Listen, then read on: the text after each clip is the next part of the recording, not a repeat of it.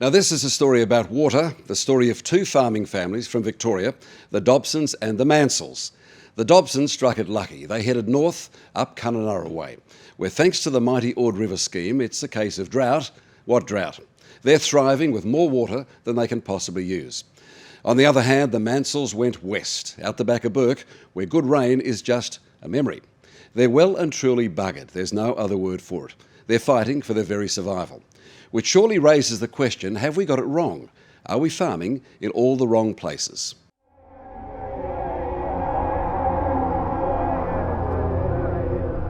Every day, the drought is getting worse, spreading like a disease across our wide brown land. Well, maybe that's the way it is down south. But up here, in Australia's deep north, the colour is all green. Green for go. I just think this Kimberley region in total is awesome, and it's big, and there's lots of water, and there's lots of sunlight, and there's lots of land, and yeah, it's amazing. I think it's the beginning of God's creation. It's our oyster, and build a door and knock on it, make it happen. In this little shed, they pack 25,000 mangoes a day, and the season has just begun. It's the land of plenty up here. Sugar to sandalwood and seeds. Mangoes to melons, it's a ripe world. It brings up that old saying that up here, if you stick a nail in the ground, you can grow a crowbar. Well, they grow more than crowbars.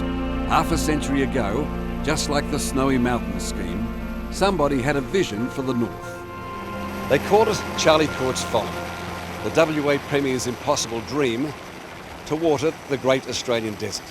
For years and years, it's been a government white elephant. Well now, excuse the pun, the dream has come to fruition. The fruit of the desert is blooming because of all this water.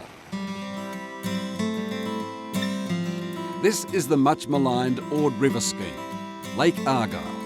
They call it a lake, but it's more like the mythical inland sea that the early explorers could only dream about. There's enough water in this dam to fill 27 Sydney harbours. And every year, Mother Nature tops it up. Are you still astonished by the amount of water there is here? Nothing surprises me in the Kimberley anymore, Ray. The first year I came here, I saw storms like I'd never seen before, and every year since, I am amazed by the amount of water that comes through here. Up here, it's like the bad old days, when wasting water didn't seem to matter. Remember the days when sprinklers were the best fun any kid could have? And when we came to Kununurra, and we could see the water, we could see the soil, and we could see the sunshine. We said, this is it. The locals call Kununurra God's country, even though it's as hot as hell. When we got here in 1995, that's what we saw, that's what we were confronted with. Just scrub, nothing else but that? Nothing else. Hard work and sweat and tears and a bit of water. A lot of hard work, fair bit of water, and a lot of sweat and tears produces a good orchard. These days, Stuart Dobson and his big boys Craig and Lachlan grow mangoes and grapefruit. They're a world away from Victoria's Yarra Valley, where the family farm used to be, down where the old mates are now hurting bad. We feel sorry for those poor critters down south that haven't got water. We could have finished up like them if we'd chosen another area rather than Kununurra. In the southeast corner of Australia, which the Dobsons left behind, it's getting hotter and drier and more desperate. No rain means no grain and no fodder. So even the best farmers like Michael Herbert and his son Jason, who've got a spread just outside of Junee, are loading them up and shipping them out to Wagga today. Yeah, it's probably as tough as I've seen it. What'll it be like this time next year if you get no rain? Well, this time next year? Oh, well. Don't mention it.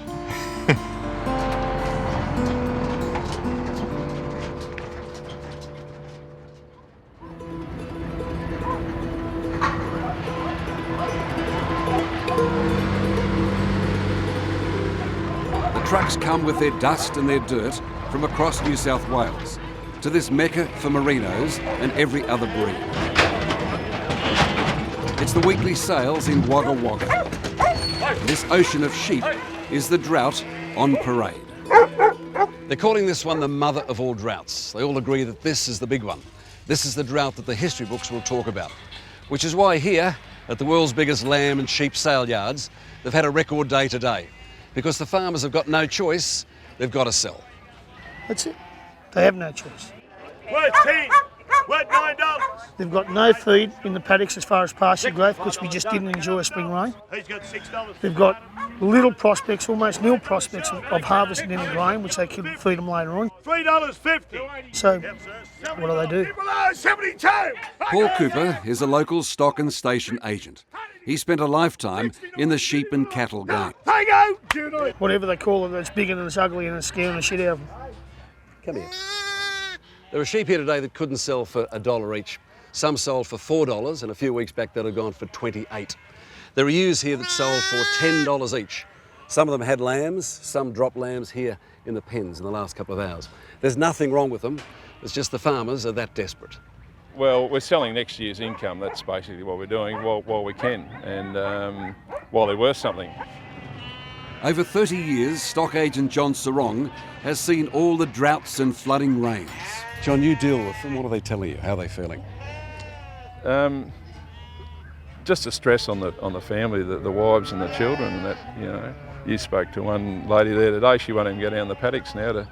She's that distraught, you know. The husband and the kids have got to go and feed the sheep. But suicide watch?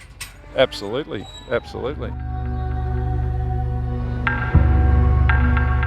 For generations, this hot, dry country has been strictly sheep and tough people.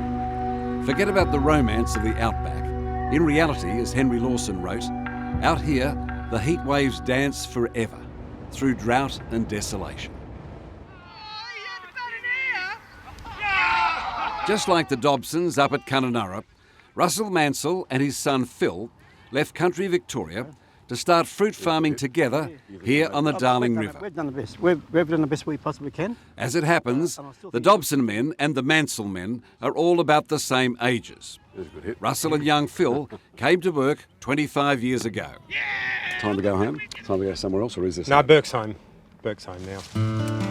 Starting from scratch, their Backer Burke fruit business, with mandarins and grapes and melons, became a $20 million operation. They've cut down the vines and now they're ripping out the sweet trees. It's like ripping out their hearts. Now they've lost the lot. And debts in excess of 10 million? Yeah, a long way. A long way. 20? Yeah. It's big debt. Their model farm is in the hands of the bank's receivers, thanks to the drought. Everyone says it's a model farm and you can't achieve it. Can anyone achieve it? If they have water, yes. If they have water. Was there a moment though, Phil, where you cracked? Yeah, look, I ended up with depression. I had to get help, and it was just a clinical one where I just worked too much, wore myself down, and you know, when you get to the point where you're getting the bed and pull the sheet up and say, oh, I just wish the life would go away, you know, the problems would go away. I couldn't even make a list 1 to 5 of priorities. You'd reach that point? Yeah. Lord, we just thank you for this day. And it's been 6 burning years of drought. And Lord, we just ask for rain for our country, for the parched land that it is. And now on top of that, half their Darling River water has been cut off. The Mansell family's daily prayers are yet to be answered. Yeah, how many paddle boats had you built in your life before? No, I didn't. No. These Mansell men are practical, can-do blokes. The timber from Western Australia. In his spare time, 68-year-old Russ built the town's paddle steamer just from some old photographs and a couple of picture-perfect cottages out of mud bricks and straw bale. 42-year-old Phil designed this amazing packing operation. It photographs, washes, separates and boxes the fruit. They'll have a go at anything. That's why they've been so successful. You have to be an eternal optimist to be a farmer. That is a good farmer.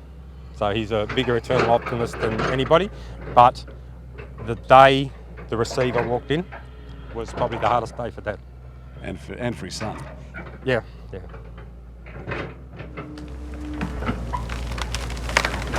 I think this is crunch time this summer. The season has to break to give people the will to carry on.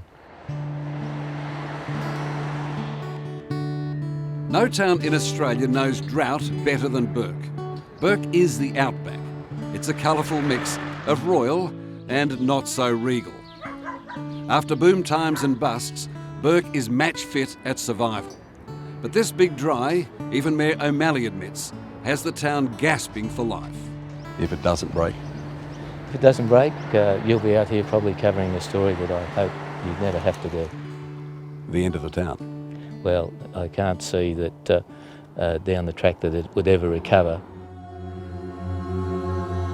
It's hard to believe the Darling River was once one of the richest highways on earth, back when wool was like fluffy gold, when paddle steamers and barges ploughed up and down.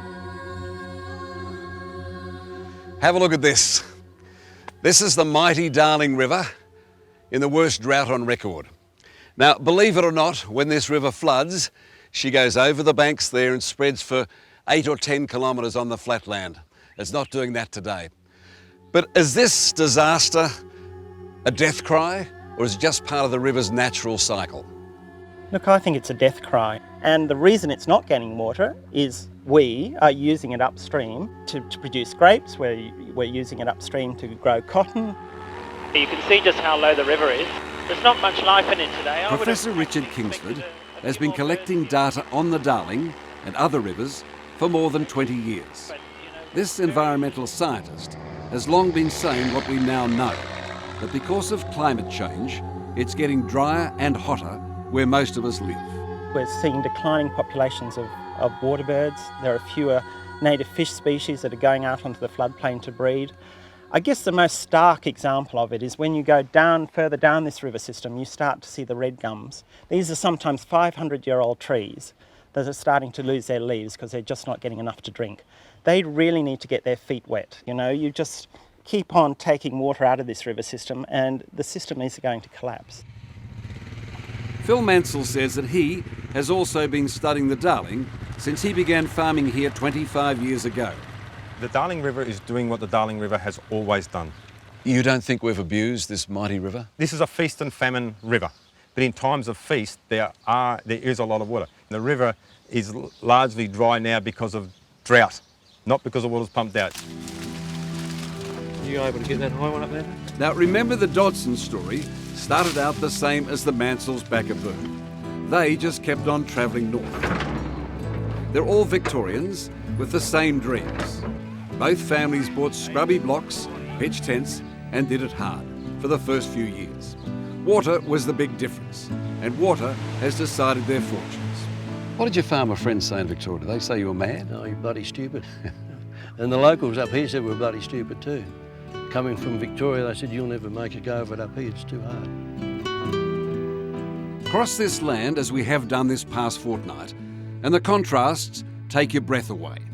See the ripe orchards back of Burke, walk the sandy bottom of the Darling, then fly the red gorges of the Ord River, and you see there's no simple solution. Here there's plenty of water, but not much land to cultivate. And except for the Dreamtime people, Kununurra has no history. This hotspot is part of the future, but only part of the answer. Should you have gone further north?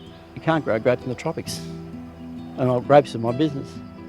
You know, you can't grow them up there, so no good going up there.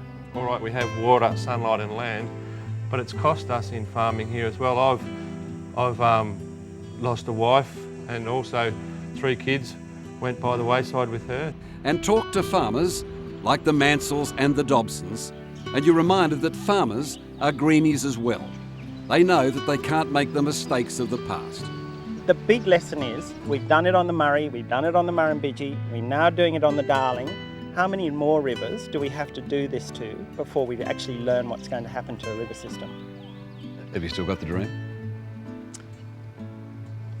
Yes, I haven't got it by the neck, I've got it by the tail at the moment. But yes, I still do have the dream. Maybe by the foot, and it's giving you a kick in the head. Yeah, maybe.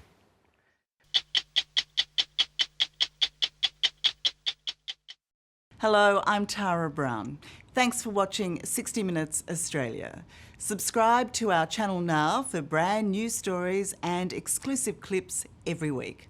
And don't miss out on our extra minutes, segments and full episodes of 60 Minutes on 9now.com.au and the 9Now app.